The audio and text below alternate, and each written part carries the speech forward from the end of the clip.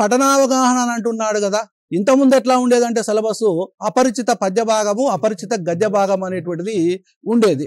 మరి అపరిచిత పద్య భాగము, అపరిచిత గద్య భాగము అని అంటే పరిచయము లేనటువంటి పద్యాన్ని ఇచ్చేటువంటి వాడు ఇంతకుముందు.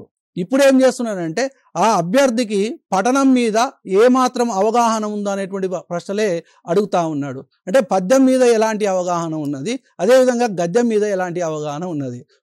పద్యావగాహనకు సంబంధించి అపరిచిత పద్య భాగానికి సంబంధించి 5 ప్రశ్నలు అడుగుతున్నాడు, అపరిచిత గద్య భాగానికి సంబంధించి 5 ప్రశ్నలు అడుగుతున్నాడు. అదే అపరిచిత గద్య భాగం అంటే ఇంగ్లీష్లో రీడింగ్ కాంప్రిహెన్షన్. ఏదైనా ఒక పారాగ్రాఫ్ ఇచ్చి దాని కింద 5 ప్రశ్నలు ఇవ్వడము. ఇక్కడ అపరిచిత పద్య భాగం అని అంటున్నాడు కానీ అపరిచిత పద్య భాగం ఏమి ఇవ్వట్లేడు. అంటే పరిచయం ఉన్నటువంటి పద్యాన్ని, టెక్స్ట్ బుక్లో ఉన్నటువంటి పద్యాన్నే ఇస్తా ఉన్నాడు. ఇంతకుముందు ఏదంటే ఏదో ఒక గ్రంథం నుంచి ప్రశ్నలు ఇచ్చేటువంటి పద్యం ఇచ్చి ఆ పద్యానికి సంబంధించి ప్రశ్నలు అడుగుతున్నాడు.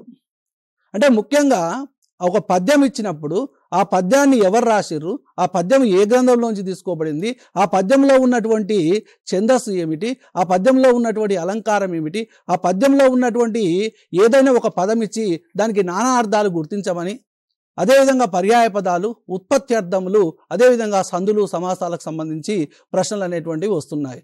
అంటే ఇక్కడ పఠనావగాహన అనేటువంటిది పేరు పెట్టిండు కానీ ఈ పఠనావగాహనకు సంబంధించి పద్యం ఇచ్చి ఆ పద్యానికి సంబంధించి భాషాంశాలకు సంబంధించినటువంటి ప్రశ్నలు అడుగుతున్నాడు.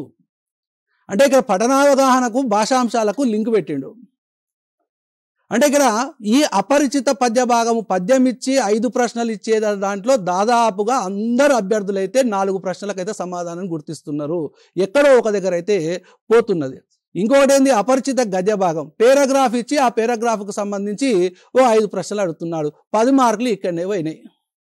అంటే పఠనావగాహనకు సంబంధించి మొదటి టాపిక్ సంబంధించి 10 మార్కులు ఇక్కడే పోయినాయి. ఇంకెన్ని మార్కులు ఉన్నాయి? 20 మార్కులు ఉన్నాయి.